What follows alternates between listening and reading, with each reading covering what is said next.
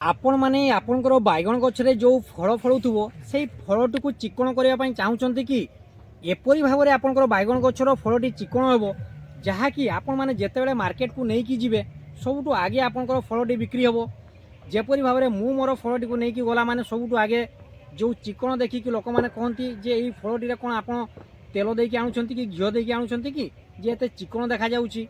ठीक सेही परि आपण माने मध्य आपणकर फलटिकु करि परिबे। तेणुक निहाती भाव में मोर भिडटी को प्रथम रु शेष पर्यंत देखूँ। मु अमर आपण मानक स्वागत करुच्ची मोर अमर फार्मिंग यूट्यूब चैनल। मोर प्रिय चाषी भाई माने सब प्रथम हूँ कौन ना आपण मैंने जेहेतु मो सहित जोड़ी होती तो मोर आशा आपण मैंने किपर भाव बेड प्रस्तुत करेंगे। कारण सबुठ गचरे जिते आप फल हम बा फलर क्वालिटी आसो ठीक से सबुठ मूल हूँ बेड प्रस्तुत।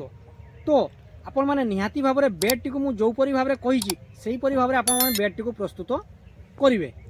जितेबाला आप बेड प्रस्तुत कम सरीज आउे मुझे जो जो खाद्य सार बा जो जो एनपीके को आपको कही आप ड्रिप साहाय्य चलाइबे। जो चाषी भाई मान ड्रिप नथिबो सेमाने ताकू स्प्रे नेबे ता सहित ड्रेंचिंग आकार में करेंगे। यहीपरि भाव में आपण मैंने खाद्य सारटी को देबे। गछरे सेतेबेले फल आसीबो जेतेबेले आपनकर गछटी मूलरू स्ट्रंग हेकी आसीथिबो। एमती नुह जे गोटे ही काठी रकम गोटे डाल थो से कह बहुत फल हम सेमती संभव नुहे। तेणुक आपण मैंने स्टेप बाय स्टेप सबकि शिखिकी आपण मैंने मूलरू करके भाव में करेंगे।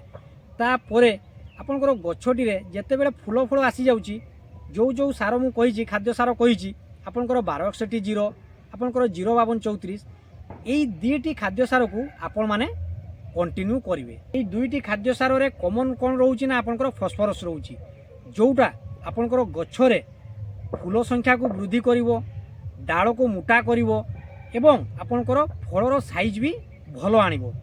तेणुक आपण माने एई दुईटी खाद्य सार को ड्रिप बा आपणकर ड्रेंचिंग साहाय्य चलाइबे।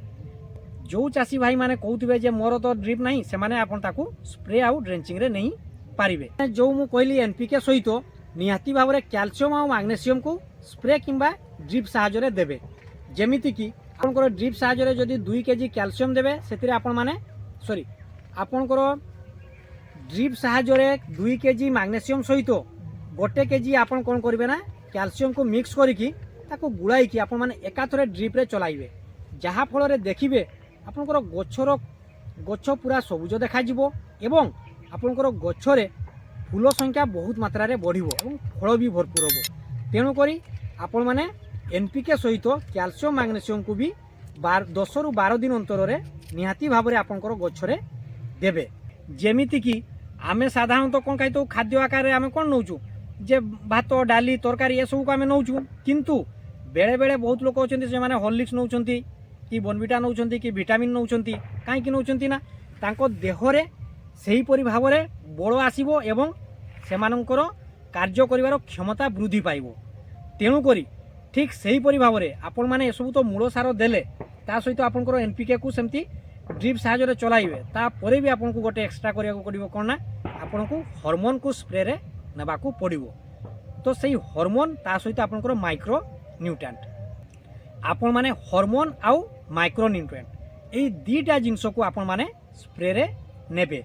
तो सही दुईटा जिंस को किपरि भाव में स्प्रे रे नेबे ता पई मु आपण मानकु कहूची जेतेबेले आपणकर गछटी ठीक 20-25 दिन हेइतिबो सेतेबेले सबुठु प्रथमे आपण माने कोन करिवे जेमति हमें सागरिकार सीड को मूल सार आकार निया होउची जे कोनसी सागरिका हो टाटा गोल्ड हो जहाँ भी हो आजकल बहुत कंपनी रो आसुची सीड को एथि सीड कहले कोन ना आपणकर समुद्रर जीव सेइठु आपणकर जेमति एते पानी भितरे भी गोटे समुद्र जीवटी किपरि भाव में सेठी ग्रोथ नउची तो सेइठु ही आपणकर सीड तैयारी होउची जहाँ फल रे ताकू आपणकर माटी रे दिया होउची जहाँ फल रे कि आपणकर चेरोटी जदि सेठी से समुद्र एते पानी भितरे गोटे चेर गोटे गछ ग्रोथ नउची तेबे सेही जिनसटी को आपणकर गछ मूल रे देले से आपणकर गछटी रे चेर संख्या बढ़ाइबो एवं आपणकर गछटी को ग्रोथ को करेइबो।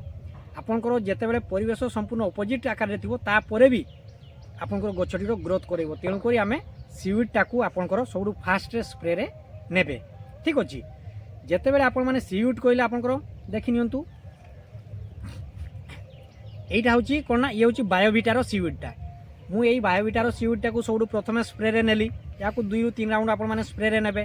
स्प्रे रे नेला परे जेतेबेले आपणकर गछटी रे ଦେଖିବେ ଯେ ହାଲକା ଫୁଲ ଆସିବା ଆରମ୍ଭ ହୋଇଗଲା। ସେତେବେଳେ ଆପଣ କ'ଣ କରିବେ ନା ପୁଷ୍ପକ ଇଏ ଦେଖି ନିଅନ୍ତୁ, ଇଏ ହେଉଛି ପୁଷ୍ପକ ବୋଲି ଆସୁଛି, ଇଏ ବି ସବୁ ଅର୍ଗାନିକ୍ ମାନର ଇଏ ଆସୁଛି, ବୁଝିପାରିଲେ।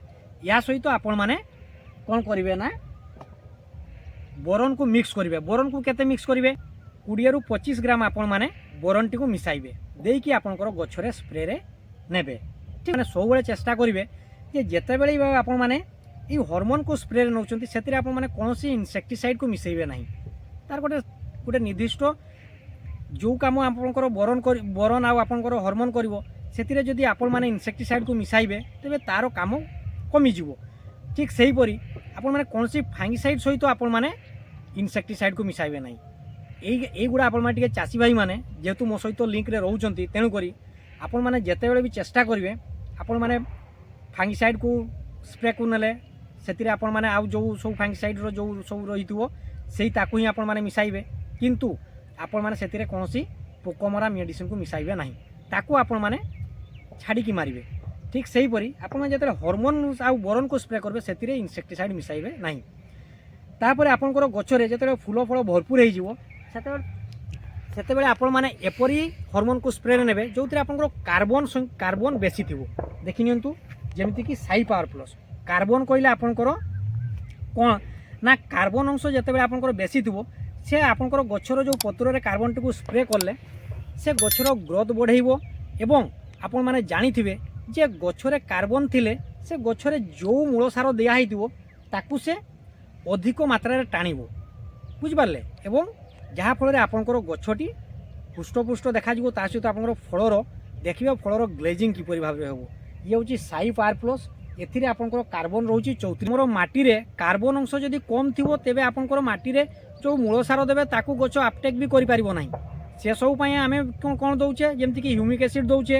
ଏହିପରି ଭାବରେ ଆମେ କାର୍ବନ୍କୁ ବି ମାଟିରେ ଡ୍ରେଞ୍ଚିଂ ଆକାରରେ ନେଉଛେ କିମ୍ବା ଆପଣଙ୍କର ଗଛରେ ସ୍ପ୍ରେ ଆକାରରେ ନିଆହେଉଛି। ତ ୟାକୁ ଆପଣମାନେ ସ୍ପ୍ରେରେ ନେଲେ କ'ଣ ହେବ ନା ଆପଣଙ୍କର ଫଳର ଗ୍ରୋଥ୍ ଦେଖିବେ ଏବଂ ଫଳର କ୍ୱାଲିଟି ଦେଖିବେ କି ସାଇନିଂ ଆସିବ, ବୁଝିପାରିଲେ। ସାଇ ପାୱାର ପ୍ଲସ୍ ବୋଲି ଆସୁଛି ଆପଣଙ୍କର ଭିଟାମିନ୍ଟି। ୟାର ଆପଣଙ୍କର ରହୁଛି ଏଥିରେ ଆପଣଙ୍କର ହ୍ୟୁମସ୍ ରହୁଛି ଆପଣଙ୍କର 34%। ତା ସହିତ ଆପଣଙ୍କର କ'ଣ ରହୁଛି ନା ଫସ୍ଫରସ୍ ରହୁଛି, କ୍ୟାଲସିୟମ୍ ରହୁଛି, ଆପଣଙ୍କର ନାଇଟ୍ରୋଜେନ୍ ସବୁକିଛି ରହୁଛି। ଏଥିରେ ଆପଣମାନେ ବୋରନ୍ଟିକୁ ମିଶାଇକି ସ୍ପ୍ରେରେ ନେବେ, ଠିକ୍ ଅଛି।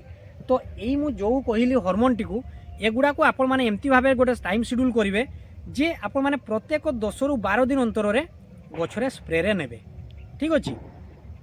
ଆପଣମାନେ 10ରୁ 12 ଦିନ ଅନ୍ତରରେ ଏଇ ଯେଉଁ ହରମୋନ୍କୁ ସ୍ପ୍ରେ ନେବେ ସେଥିରେ ନିହାତି ଭାବରେ ବୋରନ୍ଟିକୁ ମିଶାଇବେ।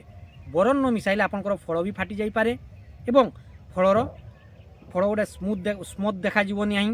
ତେଣୁକରି ଆପଣମାନେ ବୋରନ୍ଟିକୁ ସ୍ପ୍ରେରେ ନିହାତି ଭାବରେ ନେବେ। ତ ଇଏ ହେଲା ଆପଣମାନେ କିପରି ଭାବରେ ହରମୋନ୍କୁ ସ୍ପ୍ରେରେ ନେବେ, ଯାହାଫଳରେ ଆପଣଙ୍କର ଫଳଟି ପୁରା ଚିକଣ ଦେଖାଯିବ ଏବଂ ଆପଣ ଯେତେବେଳେ ବି ମାର୍କେଟକୁ ନେବେ ସବୁଠୁ ଆଗେ ଆପଣଙ୍କର ଫଳଟି ବିକ୍ରି ହେବ।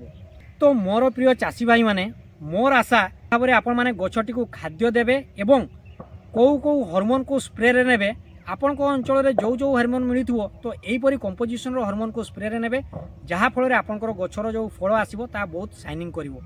ତ ଏହିପରି ଭିଡ଼ିଓ ଦେଖିବା ପାଇଁ ନିହାତି ଭାବରେ ମୋର ଚ୍ୟାନେଲଟିକୁ ଲାଇକ୍ ଓ ସବସ୍କ୍ରାଇବ୍ କରନ୍ତୁ।